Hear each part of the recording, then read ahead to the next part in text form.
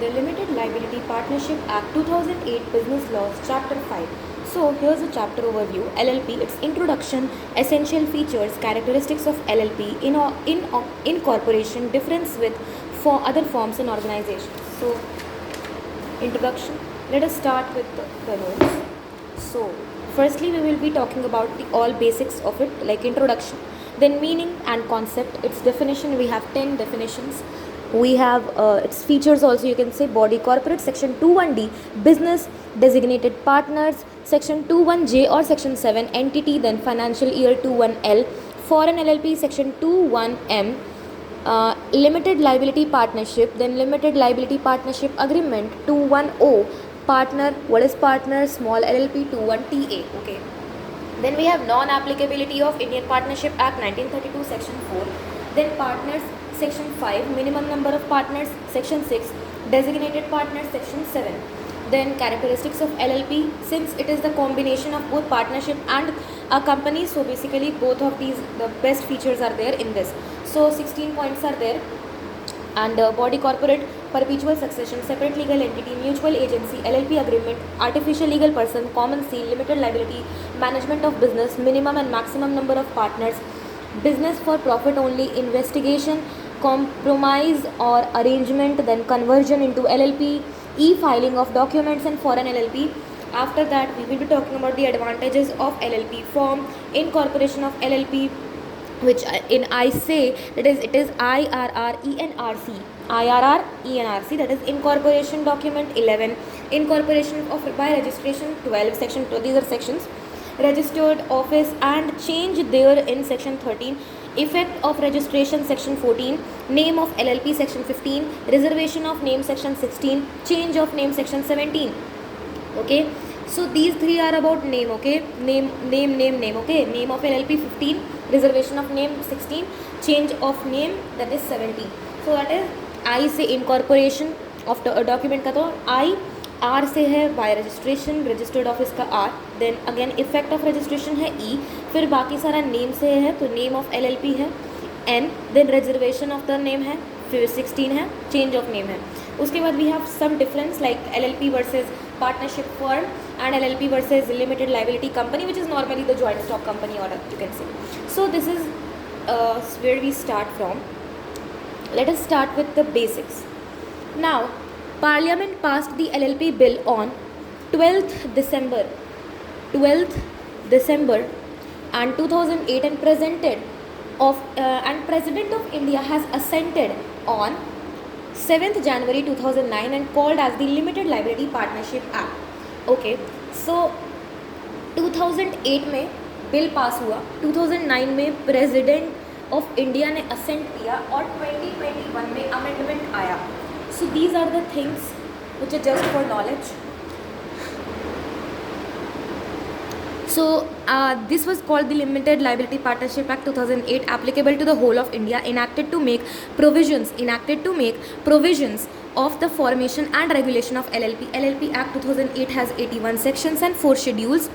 Okay, so the first schedule is about mutual rights and duties of partners as well as LLP and its partners, where there is absence of a formal agreement. Where there is a formal agreement का absence रहता है तो subject to agreement we say it, the banner. Okay, if you remember Indian Partnership Act also we had mutual rights and duties. So that is the first schedule, and in that we had, I guess, section 16 if I am not wrong. It must be somewhere over here.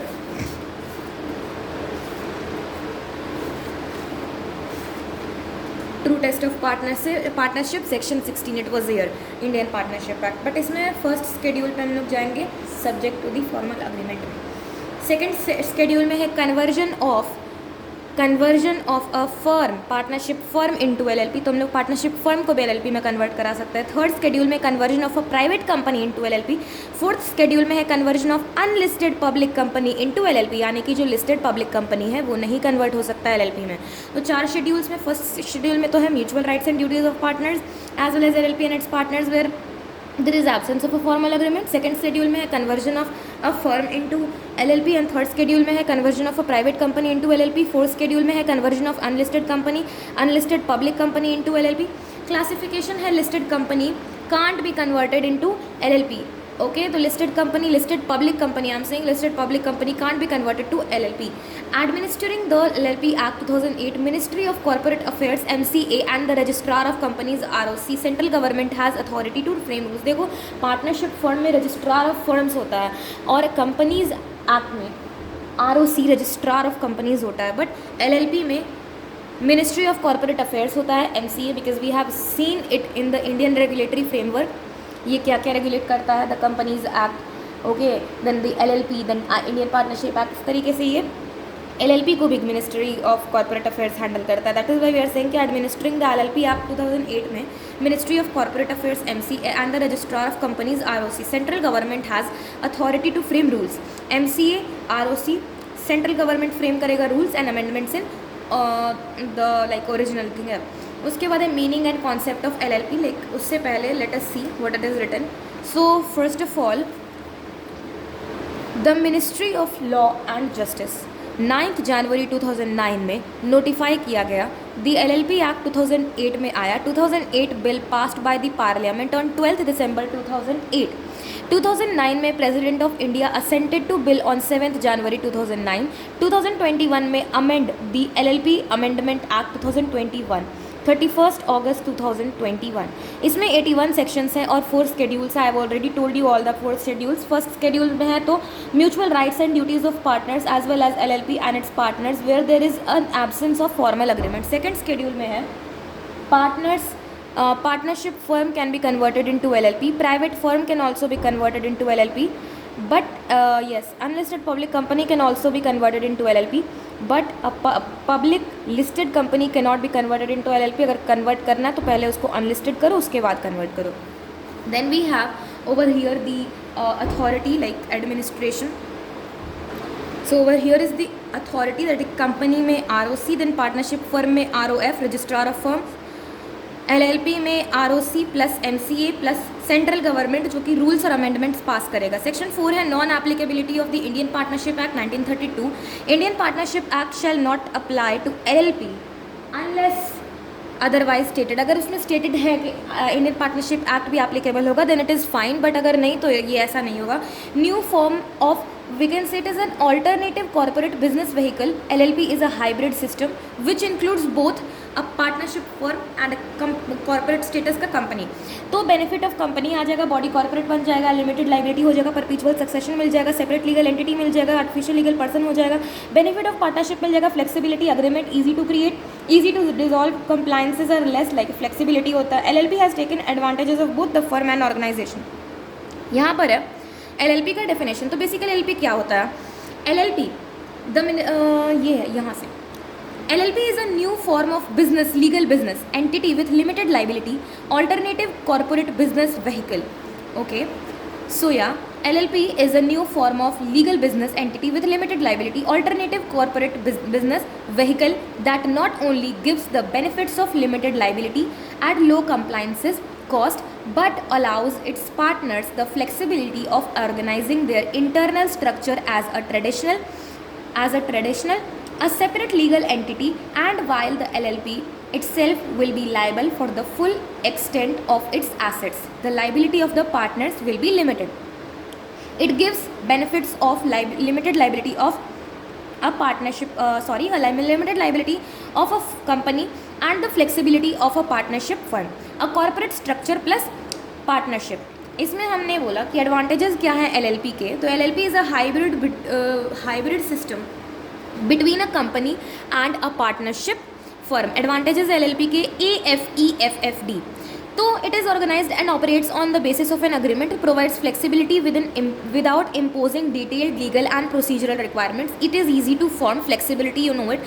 All partners enjoy limited liability, yes, because of company. Flexible capital structure because of partnership firm, and easy to dissolve. Okay, these are the advantages. तो I hope ये clear है. उसके बाद हम लोग पढ़ते हैं यहाँ पे meaning and concept of LLP. These are the same things which are written just for okay. तो LLP is a new form of legal business entity with limited liability, alternative corporate business vehicle with low compliance cost, allow the partners to the flexibility of organizing the internal structure, that is agreement. LLP is a separate legal entity and itself will be liable for the full extent of its assets, and liability of the partnership will be limited.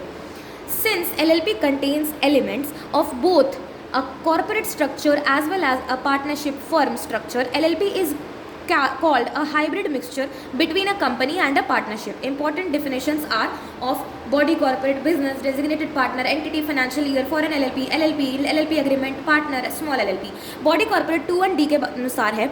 Body corporate includes, सबसे पहले तो जो company include है incorporated in India, section 2 clause 20 जो हम लोग पढ़े हैं already, section 2 clause 20 of the companies act 2013 के हिसाब से वो आएगा. Company incorporated outside India, LLP incorporated inside India और LLP incorporated outside India, but does not include a corporate soul, a corporative society और बाय नोटिफिकेशन सेंट्रल गवर्नमेंट भी कुछ कुछ नोटिफाई करता है तो वो सब भी ये इंक्लूड नहीं करेगा. Okay, so let us see it. Body corporate section 2(1)D. It means a company as defined in clause 20 of the section 2 of the Companies Act 2013 and includes a limited liability partnership registered under this act. तो पहले तो हम लोग बोलेंगे कि वो company को include करेगा. दूसरा बात वो LLP इंक्लूड करेगा जो अंडर दिस एक्ट इंक्लूडेड है, या फिर LLP जो कि आउटसाइड इनकॉर्पोरेटेड इंडिया है, या फिर एक कंपनी जो कि इनकॉर्पोरेटेड आउटसाइड इंडिया है. और नहीं इंक्लूड करेगा कॉर्पोरेशन सोल या फिर कोऑपरेटिव सोसाइटी या फिर कोई भी सेंट्रल गवर्नमेंट जो नोटिफिकेशन कर देता है टाइम टू टाइम. तो body corporate section 2(1)D. It means a company as defined in clause 20 of section 2 of the companies act 2013 and include a limited liability partnership registered under this act, a limited liability partnership incorporated outside India, a company incorporated outside India but does not include a corporation sole position like president or governor etc., a cooperative society registered under any law for the time being in force, and any other body corporate not being a company as defined in clause 20 of section 2 of the Companies Act 2013 or a limited liability partnership as defined in this act, which the central government may by notification in the official gazette specify in this behalf. Okay, so section 2(1)D ये था. उसके बाद हमारे पास इसका definition और अच्छे तरीके से स्पेसिफाइड है यहाँ पे. इंक्लूड देखो, इंक्लूड करेगा कंपनी जो इनकॉर्पोरेटेड इनसाइड इंडिया है, जो कि इनकॉर्पोरेटेड आउटसाइड इंडिया है, LLP जो इनकॉर्पोरेटेड अंडर दिस एक्ट है या फिर आउटसाइड द इंडिया है. तो इसमें इंक्लूड क्या आ रहा है, सेक्शन 2(20), सेक्शन 2 क्लॉज 20 जो कि रजिस्टर्ड इंडिया के अंदर का है, Indian LLP Indian company. Incorporated outside India में तो फॉरेन कंपनी आ जाएगा. LLP इनकॉर्पोरेटेड इन इंडिया में इंडियन LLP और इनकॉर्पोरेटेड आउटसाइड इंडिया में फॉरेन LLP आ जाएगा. लेकिन नहीं इंक्लूड करेगा एक corporation sole, a cooperative society और सेंट्रल गवर्नमेंट बाय नोटिफिकेशन. तो आई होप की clear. Okay, any other body corporate not being in a company as defined in clause 20 of section 2 of the Companies Act 2013 or a limited liability partnership as defined in this act, which the central government may by notification in the official gazette specify in this behalf. So these are the things section 2(1)D. Okay, now section 3 में लिखा हुआ है an LLP is a body corporate legally separate from its partners with perpetual succession. तो section 3 लिखा हुआ है इसमें an LLP is a body corporate legally separate from its partners with perpetual succession. ठीक है, तो these are the things. उसके बाद हमारे पास है फॉरेन LLP. फॉरेन LLP का हमारे पास है यहाँ पे definition. Okay, foreign LLP, yes. तो फॉरेन LLP क्या है, सेक्शन 2(1)M के हिसाब से जो कि फॉर्म्ड इनकॉर्पोरेटेड और रजिस्टर्ड आउटसाइड इंडिया है बट उसका place of business inside India, यानी कि वो फॉर्म्ड या फिर इनकॉर्पोरेटेड या तो रजिस्टर्ड, सबका मतलब एक ही है. वो आउटसाइड इंडिया बना है बट उसका जो प्लेस ऑफ बिजनेस है ना वो इंडिया के अंदर वो लोग काम कर रहे हैं. सेक्शन 2(1)M के हिसाब से it means an LLP formed incorporated or registered outside India which establishes a place of business within India. तो ये होता है फॉरेन LLP. अब आते हैं बिजनेस के अंदर. तो business includes every trade, profession, service and occupation except any activity which the central government may by notification exclude. यानी कि हर तरीके का ट्रेड, हर तरीके का प्रोफेशन, हर तरीके का सर्विस एंड ऑक्यूपेशन. तो top, okay, trade, occupation, profession और सर्विस, तो टॉप्स. ठीक है, टॉप्स. तो ट्रेड, ऑक्यूपेशन, प्रोफेशन, सर्विस. ठीक है, तो every trade, profession, service and occupation except any activity with the central government by notification exclude. तो सेंट्रल गवर्नमेंट एक्सक्लूड कर देगा नोटिफिकेशन देके. तो these are the things, यही लिखा हुआ है यहाँ पे भी. includes every trade, profession, service and occupation except any activity which the central government may by notification exclude. designated partner का भी यहाँ पे definition है section 7 में. designated partner means any partner designated as such pursuant to section 7. okay, designated partner का मतलब होता है कोई भी पार्टनर जो कि designated है as such pursuant to section 7. now small LLP section 2(1)TA. okay, contribution जो है उसका शुड नॉट एक्सीड 25 लाख और turnover according to the statement of solvency and profit and loss it should not exceed 40 lakh rupees. Okay, financial year का है 21L के हिसाब से। Financial year का देखो, ये समझने के लिए एग्जाम्पल है।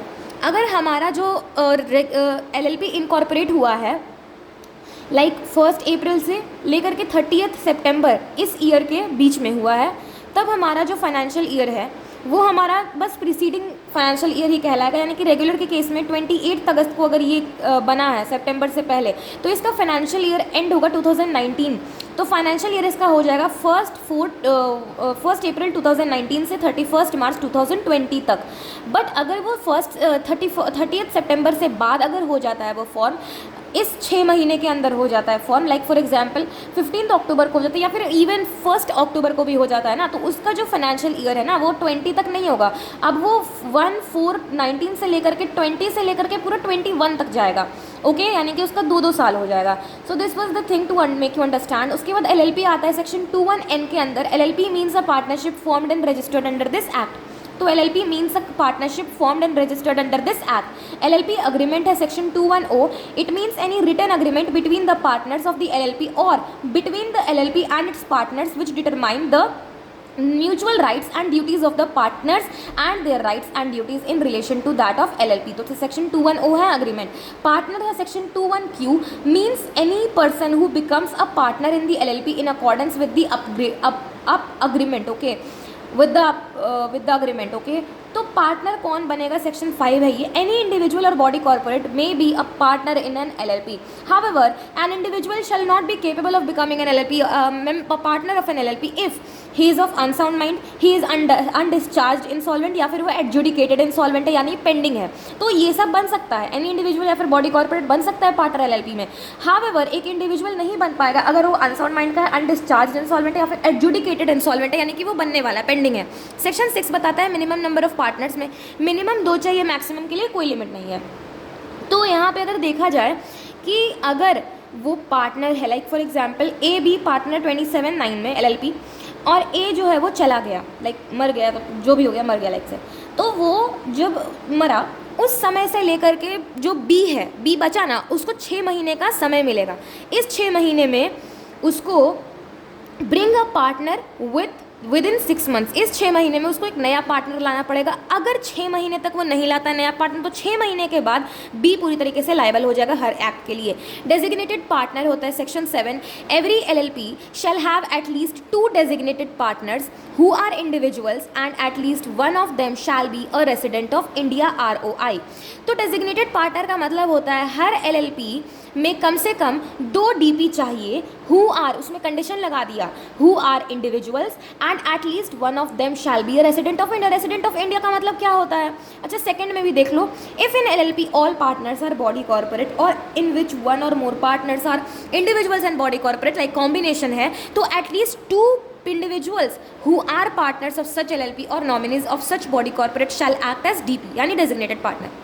रेजिडेंट ऑफ इंडिया होता है a person who has stayed in India for a period of not less than 120 days during the financial year. Okay, यहाँ पर है पार्टनर का डेफिनेशन सेक्शन 5 एंड 6 में।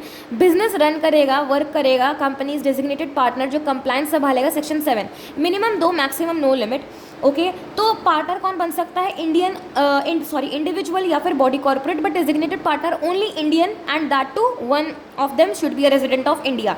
ठीक है, नो लिमिट रहता है, मतलब डेजिग्नेटेड पार्टनर का भी नो लिमिट और ये पार्टनर का भी नो लिमिट। अब देखो कैरेक्टरिस्टिक होते हैं। कैरेक्टरिस्टिक सबसे पहला तो बॉडी कॉर्पोरेट होता है, उसके बाद सारे कंपनी के फीचर्स, स्प्लैक separate legal entity, perpetual succession, limited liability, artificial legal person, corporate what is it, common seal. Okay, तो ये सब तो कंपनी के फीचर्स हो गए, बॉडी कॉर्पोरेट एक और हो गया।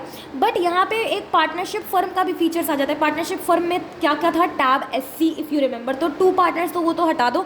LLP अग्रीमेंट होता है, फॉरेन LLP होता है 21M में, I have told you foreign LLP I have told you 21M में, फॉरेन LLP 21M। ठीक है, minimum maximum number of partners चाहिए, DP चाहिए, डेजिग्नेटेड पार्टनर चाहिए, कंप्लायंसेस और मैनेजमेंट वगैरह जो संभालेंगे। कन्वर्जन हो सकता है शेड्यूल 2, 3, 4 के हिसाब से, बट शेड्यूल 1 में क्या है? म्यूचुअल राइट्स एंड ड्यूटीज़ है। म्यूचुअल एजेंसी का मतलब होता है देखो म्यूचुअल एजेंसी पार्टनरशिप फर्म में था। म्यूचुअल एजेंसी का मतलब होता है कि पार्टनर और जो लाइक सारा पार्टनर जो है वो एक दूसरे का एजेंट भी है और एक दूसरे का प्रिंसिपल भी है, यानी कि the act of one partner is binds the other partners and the other partner can also bind you. तो ये जो बाउंडिंग का जो सिस्टम है ना, be bound and make other bound, तो वो चीज़ नहीं होता है एलएलपी में, इसलिए तो ये लिमिटेड लाइबिलिटी है। तो म्यूचुअल एजेंसी ना पार्टनर टू पार्टनर बाइंड करता है और बाउंड करवाता है रॉन्गफुल एक्ट के लिए। अदर पार्टनर्स भी लाइबल होते हैं। Each partner is an agent as well as principal of each other, but unlimited liability इसी के कारण होता है। पार्टनरशिप फर्म में अनलिमिटेड लाइबिलिटी होता है, बट एलएलपी में लिमिटेड लाइबिलिटी होता है। इस कारण से म्यूचुअल एजेंसी प्रेजेंट नहीं होता, उस तरीके से नहीं होता, बट होता है म्यूचुअल एजेंसी। हम लोग अभी पढ़ेंगे किस तरीके से होता है। This was the thing. Designated partner का हमने देख लिया क्या है। Designated partner means any partner designated as such pursuant to section 7। Okay, उसके बाद है हमारे पास यहाँ पर है बेनिफिट्स ऑफ द कंपनी, ये तो हमने देख लिया। एंटिटी क्या है, means entity means any body corporate and includes a firm set up under Indian Partnership Act 1932। financial year हमने देख लिया 2(1)L में। financial year in relation to a LLP means the period from the first day of April of a year to the 31st day of March of the following year. However, in the case of an LLP incorporated after the 30th day of September of a year, the financial year may end on the 31st day of March of the year next the following year। यानी कि next the following year, जो आने वाला उस वाला नहीं, जो next जो आने वाला है वो वाला year हमारा। In keeping with the income tax law, the financial year of LLP should always be from 1st April to 31st March each year। तो इनकम टैक्स लॉ के अनुसार तो यही होता है, but because of like financial year का statement हम लोग कहेंगे कि अगर 30 सितंबर के बाद अगर कोई इनकॉर्पोरेट हुआ है तो उसका जो फाइनेंशियल ईयर है वो अगले साल के मतलब आने वाले साल के अगले साल वो खत्म होगा। तो क्लासिफिकेशन देखो, the provision will applicable for the first financial year only, यानी कि जो फर्स्ट फाइनेंशियल ईयर होगा ना इनकॉर्पोरेशन के बाद का, वही हमारा वो एप्लीकेबल होगा। लाइक फॉर एग्जाम्पल एलएलपी अगर इनकॉर्पोरेट हुआ है 2/7/2025 को, 7 हमारा क्या है, ये जो 7 है ये तो खैर आई गेस ये जुलाई है, जुलाई क्योंकि अगस्त 8 होता है। तो इसका तो फाइनेंशियल ईयर एंड हो जाएगा 25, तो 26 तक एंड हो जाएगा। 30 सितंबर अगर हो गया तो भी इसका जो अपकमिंग जो है ना आने वाला प्रीसीडिंग फाइनेंशियल ईयर वही होगा 2026। फर्स्ट अक्टूबर को हो गया तब उसका अगला साल हो जाएगा शिफ्ट, यानी कि 31 मार्च 2027, यानी कि एक साल के बाद अब होगा। अब है foreign LLP section 21M। It means an LLP formed, incorporated or registered outside India which establishes a place of business within India. Limited liability partnership section 21N. Limited liability partnership means a partnership formed and registered under this act. Okay, तो formed and registered incorporated in India. Place of business देखो, foreign LLP को समझाया जा रहा है कौन सा foreign LLP है, इसको देख लो। अगर वो फॉर्म्ड इनकॉर्पोरेटेड और रजिस्टर्ड आउटसाइड इंडिया है और उसका place of business with in India है तो वो हो जाएगा फॉरेन एलएलपी। बाकी सारा डिफिनेशन है। Limited liability partnership agreement section 21O। तो देखो, it means any written agreement between the partners of the LLP or between the LLP and its partners which determines the mutual rights and duties of the partners and their rights and duties in relation to that of LLP। LLP agreement जैसे partnership agreement होता है उसी तरीके से LLP का भी agreement होता है। पार्टनर का जो अग्रीमेंट होता है, पार्टनरशिप का अग्रीमेंट जो होता है वो अग्रीमेंट बताता है पार्टनर के राइट्स एंड ड्यूटीज़ को। उसी तरीके से LLP का भी जो अग्रीमेंट है 21O के हिसाब से वो एक रिटन अग्रीमेंट होता है, पार्टनरशिप डील जैसे होता है वैसे ही। तो ये एक रिटन अग्रीमेंट होता है between the partners of the LLP और between the LLP and its partners which determines the mutual rights and duties of the partners and there is rights and duties in relation to that of LLP। Partner है 21Q में, तो 21Q में partner define किया गया है। तो means any person who becomes a partner in the LLP in accordance with the LLP agreement. तो partner का मतलब सेक्शन 21Q के हिसाब से it is defined in section 21Q and which is means any person who becomes a partner in the LLP in accordance with the LLP agreement। यानी कि जो भी पार्टनर LLP अग्रीमेंट के मुताबिक जो भी पर्सन बनता है पार्टनर LLP का in accordance with LLP agreement is considered a partner। section 21Q small LLP very important, section 21TA or 21TA it means A limited liability partnership where contribution of which does not exceed 25 lakh rupees or such higher amount not exceeding 5 crore rupees as may be prescribed and the turnover of which as per the statement of accounts and solvency for the immediately preceding financial year does not exceed 40 lakh rupees or such higher amount not exceeding 50 crore rupees as may be prescribed or which meets such other requirements as may be prescribed and fulfills such terms and conditions as may be prescribed। इसका मतलब है कि small LLP जो होता है उसका जो contribution है, यहाँ पे कंट्रीब्यूशन हम लोग बोल रहे हैं, but small company I guess वो स्मॉल कंपनी था कि क्या था, उसमें जो 10 करोड़ और 100 करोड़ था, स्मॉल कंपनी था क्या, उसमें टर्न ओवर तो रहता है, इसमें कंट्रीब्यूशन है, इसमें contribution if I am not wrong let me check one. Okay so paid up capital इसमें था, स्मॉल कंपनी में पेड अप कैपिटल था, तो पहले 4 करोड़ था, अब 4 करोड़ नहीं, अब 10 करोड़ हो गया है, अब 40 करोड़ नहीं है इसका टर्नओवर, 100 करोड़ हो गया है। Okay and should not apply तो HS8S वो वाला जो I have told you the morning. तो यहाँ पर हमने देखा कि उसका जो कंट्रीब्यूशन है वो 5 लाख रुपीज़ नहीं एक्सीड करना चाहिए और सच हायर अमाउंट अगर वो प्रिस्क्राइब किया गया है 5 करोड़ तक, अभी वो चाहे तो गवर्नमेंट अगर बोले तो वो कर सकता है, बट अभी तो 25 लाख ही है। और turnover of which as per the statement of accounts and solvency for the immediately preceding financial year does not exceed 40 lakh rupees or such higher amount not exceeding 50 crore rupees as may be prescribed or which meets any such other requirements as may be prescribed and fulfil such terms and conditions as may be prescribed. तो इसको हम लोग देखते हैं, यहाँ पर भी तो लिखा हुआ है पेड अप शेयर कैपिटल हमें चाहिए जो 10 करोड़ था, तो अब ये वाला जो है ये तो अब नहीं लागू होता, 10 करोड़ है इसका paid up share capital, turnover जो है उसका होना चाहिए 100 crore rupees as per the profit and loss account of the immediately preceding financial year and it should not include anything like holding company, section 8 companies और subsidiary companies like that. Okay section 4 में है non applicability of the Indian partnership act 1932। Indian Partnership Act shall not apply to LLP unless otherwise stated। अगर stated है तो it's fine and well। Section 5 में partner any individual or body corporate may be a partner in an LLP। However, an individual shall not be capable of becoming a partner of an LLP if he has been found to be of unsound mind by a court of competent jurisdiction and finding is in force, he is an undischarged insolvent or not yet released by the court, he has applied to be adjudicated as an insolvent asking the court to declare him insolvent and his application is still pending। यानी कि UII होगा तो वो नहीं बन सकता है partner, section 5 कह रहा है, ये हम नहीं कह रहे। ओके तो वो होना चाहिए अनसाउंड माइंड का नहीं, वो होना चाहिए अनडिस्चार्ज इंसॉल्वेंट नहीं, वो नहीं होना चाहिए ये सब, adjudicated insolvent. Okay a partnership firm can not be a partner in an LLP as it is not a body corporate. देखो एक पार्टनरशिप फर्म जो है वो पार्टनर नहीं हो सकता है LLP का क्योंकि वो बॉडी कॉर्पोरेट नहीं है।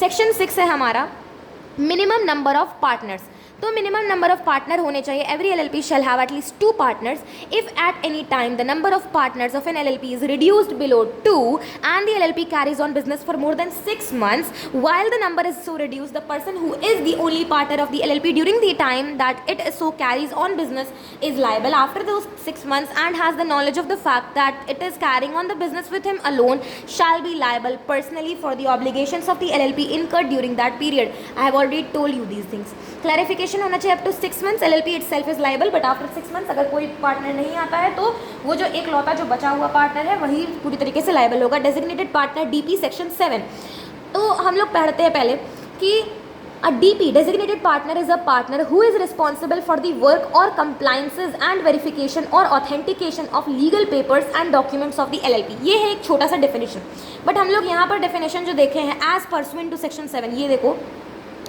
आई told you yes limited liability partnership हो गया यहाँ पर।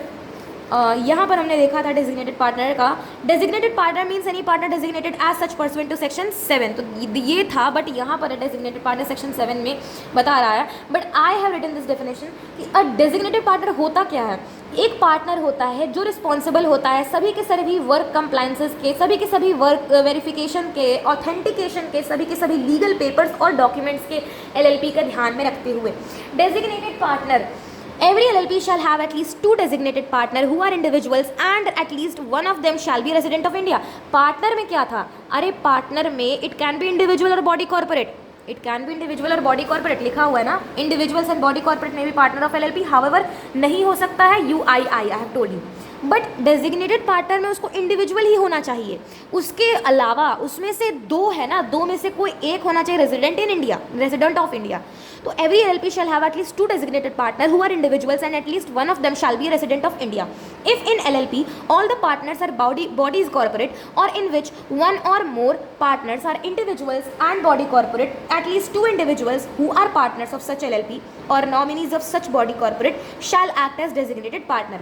अगर ऐसा है कि सभी के सभी पार्टनर्स जो बॉडी कॉर्पोरेट या फिर एक कॉम्बिनेशन है इंडिविजुअल्स और बॉडी कॉर्पोरेट का, तो उसमें से कुछ लोगों को निकल करके आना है as nominees or partners of such LLP और उनको एक्ट करना है designated partner का. Resident of India, I've told you, means a person who stayed in India for a period of not less than 120 days during the financial year. Questions: what is the difference between resident in India in OPC या फिर LLP? देखो, one person company section, I guess it is 2 clause 62 if I am not wrong, let me check it. Okay, और LLP तो OPC में resident in India का मतलब क्या है? इंडियन सिटीजन एंड रेसिडेंट होना चाहिए, staying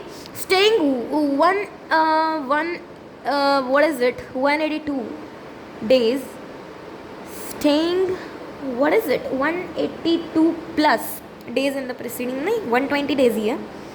late me once check for it. OPC the companies act 2013 में we have OPC one person company. So one person company, where are you? Okay, so here one person company is written. तो यहाँ पे हमें चाहिए section 2 clause 62 ही है, one person company. OPC has been introduced to encourage entrepreneurship. ठीक है, OPC differs from sole proprietary concern as aspect separate legal entity limited liability. ठीक है, according to section 3(1)(c) of the Companies Act 2013, OPC a private limited company with minimum paid up share capital as may be prescribed and having one member. ठीक है, okay. And then any natural person who is an Indian citizen whether resident in India और otherwise. देखो, OPC में बोल रहा है कि एक नेचुरल पर्सन होना चाहिए जो कि इंडियन सिटीजन होना चाहिए, चाहे वो रेसिडेंट इन इंडिया हो या फिर ना हो. Shall be eligible to incorporate OPC, यानी कि ओपीसी बनाने के लिए एक नेचुरल पर्सन चाहिए, एक इंडियन सिटीजन चाहिए, चाहे वो रेसिडेंट इन इंडिया हो या ना हो. अब मान लो कोई गीता नाम की लड़की है, तो वो जो गीता नाम की लड़की है वो इंडियन सिटीजन है, वो जो है वो नेचुरल पर्सन भी है, बट वो इंडिया में नहीं रहती है, तो वो बना सकती है क्या ओपीसी? बिल्कुल बना सकती है. देखो यहाँ पे for the purpose resident in India means a person who has stayed in India for a period not less than 120 days during the immediately preceding financial year. ठीक है, दिस वॉज द थिंग, इसमें जो लिखा हुआ था during the immediately preceding financial year. ठीक है, LLP में only requires at least one of its two designated partner to be an Indian resident, to be an Indian resident. ठीक है, ये होना चाहिए. प्रीसीडिंग फाइनेंशियल ईयर में बात करता है ओपीसी, और ये LLP during the financial year. Characteristics of LLP तो वही सेम रहेगा जो कंपनी और पार्टनरशिप करेगा. तो I told you, body corporate, perpetual succession, separate legal entity, mutual agency, LLP agreement, artificial legal person, common seal, limited liability, management होना चाहिए. Flexibility you can say, minimum maximum partner, profit only, investigation, corporate what is it compromise और arrangement, conversion, e filing of documents for an LLP. तो body corporate क्या है? LLP is a body corporate formed and incorporated under this act and is a legal entity separate from that of its partners and shall have perpetual succession. Okay, so LLP is a body corporate formed and incorporated under this act and is a legal entity separate from that of its partners and shall have perpetual succession. This is the thing. Body corporate का definition बहुत अच्छे तरीके से यहाँ पर लिखा हुआ है 21D में. ओके, सेक्शन 21D में, बट यहाँ पे स्मॉल लाइक लिखा हुआ है. तो LLP is a body corporate formed and incorporated under this act and is a legal entity separate from that of its partners and shall have perpetual succession. Any change in the partners of an LLP shall not affect the existence, rights or liabilities of the LLP. Perpetual succession. LLP can continue its existence irrespective of changes in partners. Yet, insanity, retirement or insolvency of partners has no impact on the existence of LLP. It is capable of entering into contracts and holding property in its own name. तो perpetual succession का मतलब होता है कि people may come and go but the company goes on forever. हम लोग company में पढ़े, बट यहाँ पर है LLP में LLP कंटिन्यू करेगा इसका existence respective of changes in partners. सारा चेंजेस बता दे. Death, insanity, retirement, insolvency of partners is no impact on the existence of LLP. It is capable of entering into contract and holding property in its own name. Separate legal entity. LLP is a separate legal entity and is liable to the full extent of its assets, but liability of the partners is limited to their agreed contribution in the LLP. जो आपका agreed contribution है ना, बस वहीं तक LLP तक आप सीमित रहेंगे. सेपरेट लीगल एंटिटी ये बोला कि you are separate from that of firm के सारे डेट्स एंड लायबिलिटीज कंपनी के. ओके, ये हमने बोला था कंपनी में. यहाँ पे LLP creditors of LLP shall be the creditors of LLP alone. जो क्रेडिटर्स हैं ना LLP के, वो उन्हीं के LLP के क्रेडिटर हैं, क्योंकि वो मेंबर्स के पास नहीं आएंगे बोलने की लाइए लाइए पैसा लाइए, ऐसा नहीं हो सकता है. म्यूचुअल एजेंसी सेक्शन 26 बताता है. अच्छा, यहाँ पे देख लो, partner is not agent of other partners but for LLP and for business purpose. Limited liability है उनका, इसीलिए देखो म्यूचुअल एजेंसी है. All partners will be the agents of the LLP alone. No one partner can bind the other partners by his acts. Individual partners are shielded from other partner के acts. देखो, partner cannot bind or be bound to each other. Partners are not liable to each other for wrongful acts. Means partners are not agent of each other, but partners are agent of LLP only for business purpose with limited liability. LLP agreement है. Mutual rights and duties of the partners within LLP are governed by an agreement between the partners. Flexibility to partners to devise the agreement as per their choice. Absence of LLP agreement. Follow LLP Act 2008 first schedule. Artificial legal person है. LLP is an artificial legal person because it is created by a legal process and is clothed with all rights of an individual. तो ये clothed है. These are the legal terms which we need to use. Clothed. These are clothed. Okay. तो it is clothed with all the rights of individual. It can do everything which an unnatural person can do, except of course that it cannot be sent to jail, cannot take an oath, cannot marry or get divorced, nor can it practice a learned profession like CA or medicine. LLP is invisible, intangible, immortal. It can be dissolved by law alone, but not fictitious because it really exists. Fictitious नहीं होता है. Okay. Common seal. अच्छा, fictitious का मतलब क्या होता है? Fictitious का मतलब होता है कि which have already incurred and have no basically benefit in the future. ठीक है, fictitious. Okay, like advertisement expenses fictitious asset होता है हमारे लिए. Common seal section 14C. LLP act through its partners and designated partners may have a common seal, not mandatory, remain under the custody of some responsible official, and it shall be affixed in the presence of at least 2 designated partners of the LLP. Classification है. Who will sign in not given. 2 designated partner will sign. Extra knowledge होगा और authorization. Limited liability है. Every partner of LLP is for the purpose of the business of LLP, the agent of the LLP but not of other partners. The liability of the partners will be limited to the agreed contribution in the LLP. Such contribution may be of tangible or intangible nature or both. Management of business.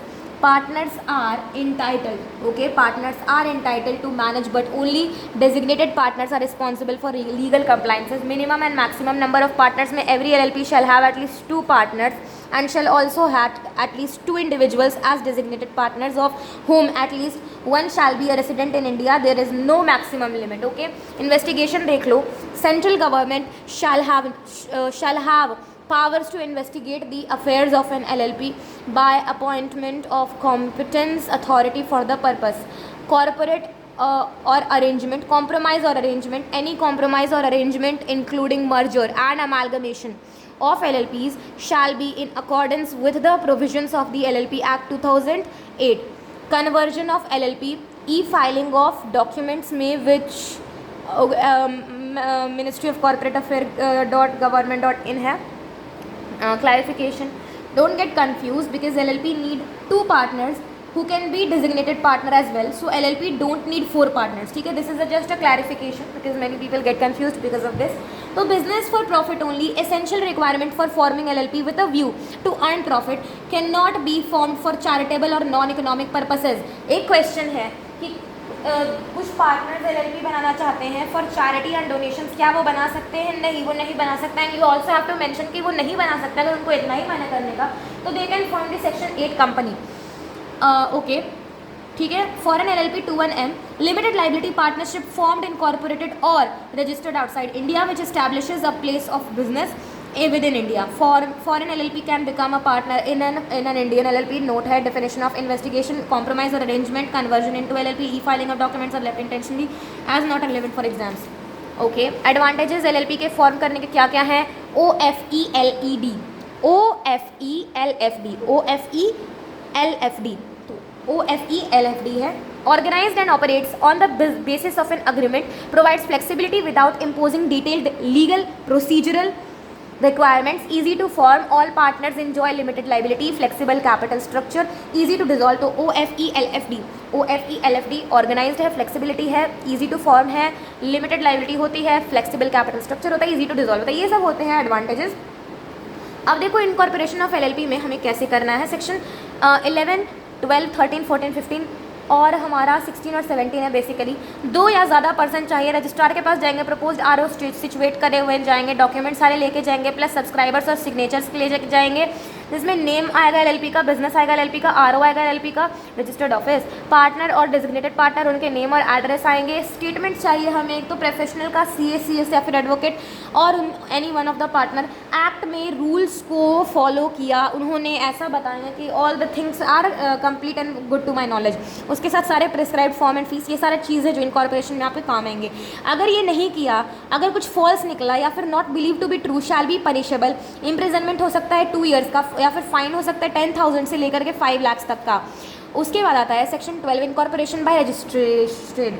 After registration with in 14 days registrar incorporation document देता है. Certificate shall be signed by registrar and authenticated bye it's official seal. Certificate के बाद, certificate को कहते हैं हम लोग conclusive evidence that LLP is incorporated by name specified. हम लोग बोलते हैं ना इनकॉर्पोरेशन सर्टिफिकेट कंपनी का बर्थ सर्टिफिकेट है, उसी तरीके से यहाँ पर भी LLP का कंक्लूसिव एविडेंस है कि हो गया, वो LLP बन गया. 13 है registered office of LLP and change therein. Every LLP shall have registered office for communication और notices. A document may be served on LLP, या तो पार्टनर या तो designated partner, by sending it at registered office, post या फिर certificate of post. Change in place of registered office and file notice registrar को with prescribed form and fees. Contravene करेंगे तो penalty लगेगा 500 पर डे और 50,000 maximum लगेगा. Effect of registration section 14 है. On registration of LLP bye it's name B capable of SBPC हो जाएगा, SBPC LLP बन जाएगा. Suing and being sued, doing and suffering such other acts or things as bodies corporate may lawfully do, acquire, owning, holding and developing or disposing of property whether movable or tangible or intangible, having a common seal if it decides to have one or all want to add, like that's SBPC. तो sue and be sued, bodies corporate, property आप ले सकते हैं अपने नाम पे, common seal हो जाएगा. ओके उसके बाद है नेम है सेक्शन 15 में. लिमिटेड लाइबिलिटी पार्टनरशिप और the acronym LLP as last words. No LLP shall be registered by the name which is the opinion of central government is undesirable, identical और too nearly resemble to that of other LLP और a company और a registered trademark और any other person. Trade marks act 1999 के अंदर reservation of name है section 16 में. A person may apply in such forms and accompanied by such fees as may be prescribed to the registrar for the reservation of a name set out in the application as the name of the proposed LLP or the name to which an LLP proposes to change its name. उसको 3 month मिलेगा reserve करने का, 3 month के अंदर reserve करोगे. Propose to change my name, satisfy करना section 15 को. Change of name of LLP section 17 में. सेंट्रल गवर्नमेंट से भी गलती हो जाती है कभी, हमें ये समझना है. Inadvertence notwithstanding to section 15 and 16 if otherwise, अगर गलती से प्रोपराइटर जो, जैसे कि हम लोगों ने, जिससे मान लो कि लाइक फॉर एग्जांपल एक LLP है, उसका नाम है ABC लिमिटेड, ठीक है, ABC limited okay, LLP ABC LLP okay, और मैंने बनाया ABCC LLP. मैंने बनाया, गवर्नमेंट, मैंने सब कुछ चेक किया, 15-16 को अपनाया मैंने, सब कुछ सही था, सब कुछ बढ़िया था और मुझे नाम भी मिल गया. अब 3 साल के अंदर अंदर क्या हुआ, मेरा जो LLP खुला हुआ था, जो असली जो ABC LLP था वो आया और वो बोला कि देखो ये तो सेम नाम है. अब मुझे पता चल गया 3 साल के अंदर सेंट्रल गवर्नमेंट अप्रूव करेगा एन एडवर्टेंस, ठीक है. LLP got its name registered. Failure of section 15 हो गया. बट इफ रिजेंबल्स और is identical to any existing LLP और रजिस्टर्ड ट्रेडमार्क के अंदर, जो कि है 1999 में, 1999 में, तो LLP अगर मान जाता है तो सेक्शन 15 ROC को बोलेगा if LLP listens and sends notice to ROC in 15 days then in next 30 days as per certificate of incorporation LLP can change its name in LLP agreement. अगर जो LLP है वो नहीं मानता है तो नहीं, if not then central government changes the name suo moto अपने आप से, and LLP will have it to use that name. जैसे कि एबीसी पहले नाम था, कर देगा सीबीसी कर देगा, तो central government will direct to change its name within 3 months। अगर करते हो अच्छा, नहीं करते तो हम लोग चेंज कर देंगे। This is the thing and this was the thing, और ये सब चीज़ सेम चीज़ लिखा हुआ है एंड ऑल दी सेक्शंस। यहाँ पे कुछ डिफरेंस है which we will be learning further. This is it, thank you.